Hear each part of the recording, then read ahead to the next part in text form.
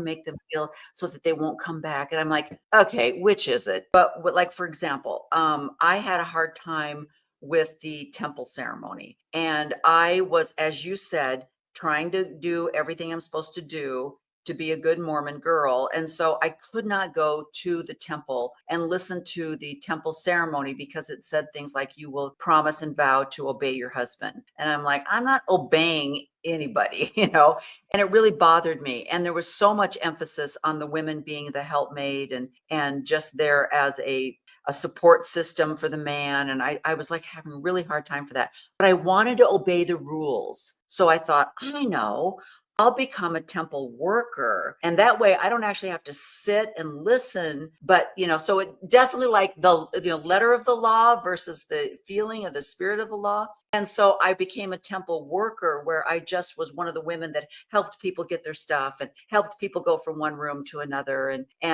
this kind of thing. And but even then I would sit in my training meeting for the first half hour before my shift would begin. And they would say things like, now these are sacred ordinances that must be performed perfectly.